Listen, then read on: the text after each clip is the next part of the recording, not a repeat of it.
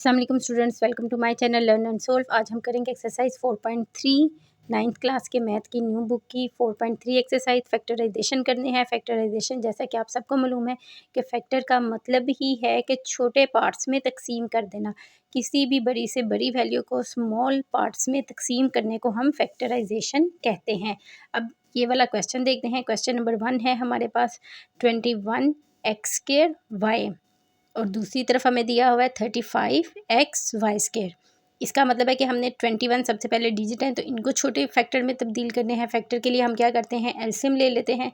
21 का आप एलसीएम ले लें, 3 और 7 आपके पास आ जाएगा और x को भी ब्रेक कर लें। ये मैंने 3 और 7 सबसे पहले यहाँ पे लिख दिया, मल्टीप्लाई का निशान बीच में डाल दिया। x 2 टाइम है तो x को भी खोल के लिख दिया, x मल्टीप्लाई x, और y एक दफ़ा है मल्टीप्लाई y लिख दिया इसके आगे। ठीक है, 35 का भी एलसीएम ले लेते हैं। यहाँ मैंने 35 का एलसीएम ले लिया है, आपके पास आया 5 और 7, 5 मल्टीप्लाई 7 लिख लिया है। x एक दफ़ा है, x एक दफ़ा लिख लेंगे। y 2 टाइम है आपके पास तो y को खोल के 2 टाइम लिख लेंगे। अब हमने इसमें से कॉमन फैक्टर लेने हैं जो दोनों में आ रहे हों। फर्स्ट वैल्यू में भी 7 है, सेकंड वैल्यू में भी 7 है, इसलिए मैंने 7 उतार लिया। x भी दोनों वैल्यूज़ में आ रहा है, आपने नीचे x उतार लेना है। y दोनों वैल्यूज़ में है तो y भी लिख लें। बाकी जो वैल्यूज़ हैं वो आपने नहीं लिखनी, सिर्फ कॉमन फैक्टर हमने लिखना है। कॉमन फैक्टर हमारे पास आ गया 7xy। नेक्स्ट क्वेश्चन देखते हैं। नेक्स्ट क्वेश्चन है हमारे पास 4x² माइनस 9y² और दूसरी वैल्यू है 2x² माइनस 3xy। अब देखते हैं कि कॉमन ले सकते हैं, फैक्टर बना सकते हैं या क्या इसके साथ कर सकते हैं। ये देखें स्केयर है, x के ऊपर भी स्केयर है, y के ऊपर भी स्केयर है। अगर स्केयर है तो हम स्केयर का फार्मूला लगा सकते हैं। ठीक है, a² माइनस b² का फार्मूला हमने अभी 4.1 में भी किया है, तो मैंने यहाँ पे 4x² को 2x और ब्रैकेट के बाहर 2 लिख लिया है, फार्मूले की फॉर्म में लिख लिया, माइनस 3y के बाहर भी 2 लिख लिया है, स्केयर डाल दिया है। ठीक है, इसको भी ब्रेक कर दिया है मैंने। और माइनस का निशान हो तो आपको पता है आप वैल्यू को एक दफ़ा प्लस में लिख सकते हैं और एक दफ़ा माइनस में लिख देते हैं। यहाँ पे मैंने इसको एक दफ़ा माइनस और एक दफ़ा प्लस में वैल्यू को लिख दिया है। दूसरी वाली वैल्यू अब देख लेते हैं, 2x² माइनस 3xy। इसमें से देखते हैं क्या हमारे पास कॉमन निकल रहा है। अब ना तो इसमें से फार्मूला लग रहा है, ना ही इसके फैक्टर बन रहे हैं। 2 इधर है, 3 इधर है, कॉमन नहीं ले सकते। लेकिन यहाँ पे x 2 है, इधर x 1 है, ये कॉमन ज़रूर हम ले सकते हैं। इसीलिए मैंने x बाहर कॉमन ले लिया है आपका। अंदर हमारे पास बच जाएगा ब्रैकेट में 2x माइनस 3y, क्योंकि x हमारे पास बाहर कॉमन है। अब इसका ACF फाइंड कर लेते हैं। ACF क्या है, जो दोनों वैल्यूज़ में हो, ऊपर वाली रकम का भी जो आंसर है उसके भी वैल्यू में हो और नीचे वाले में भी। तो यहाँ पे हमारे पास 2x माइनस 3y दोनों वैल्यूज़ की आंसर में आ रहा था, इसलिए ये हमारा ACF है। नेक्स्ट क्वेश्चन पे चलने से पहले आपसे रिक्वेस्ट है, चैनल को लाइक शेयर और सब्सक्राइब कर दिया करें। क्वेश्चन है x³ माइनस 1 और दूसरी वैल्यू है x² प्लस x प्लस 1। ठीक है, x³ माइनस 1 का हम फार्मूला ऑलरेडी कर चुके हैं। 4.2 में भी आपने किया है कि क्यूब का आपने फार्मूला ले लेना है। इधर x³ है, 1 का हम चाहे क्यूब ले लें, स्केयर ले लें, 2 टाइम ले लें, 3 टाइम हम ले सकते हैं। तो यहाँ पर मैंने इसके नीचे इसका क्यूब का फार्मूला लगाया है। x का क्यूब ले लिया है, माइनस 1 का क्यूब ले लिया है। इसका फार्मूला क्या था, a माइनस b और दूसरी ब्रैकेट में a² plus ab plus b²।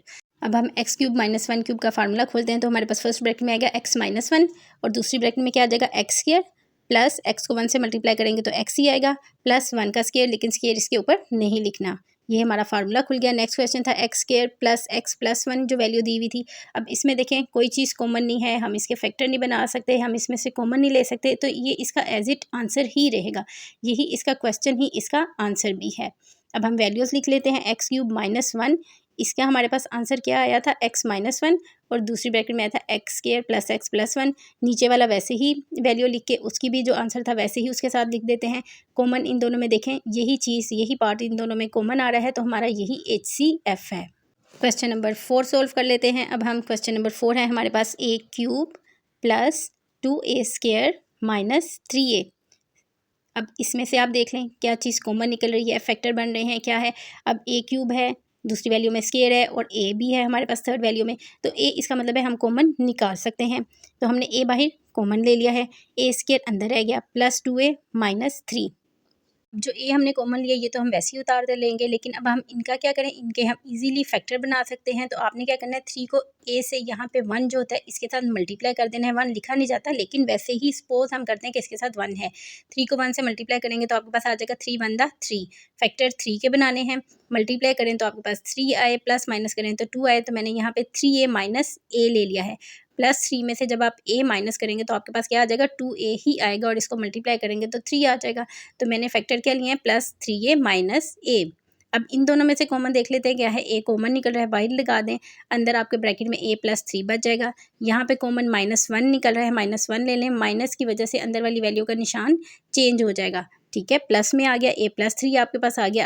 अब a+3 को आप एक दफ़ा लिख देंगे और a आपका वैसे ही उतरता आएगा। a-1 को भी आप ब्रैकेट में लिख देंगे। ये हमारा फर्स्ट पार्ट सोल्व हो गया है। सेकंड पार्ट देखते हैं, 2a³ + 5a² - 3a। इसमें से भी देखते हैं कॉमन क्या निकाल रहे हैं।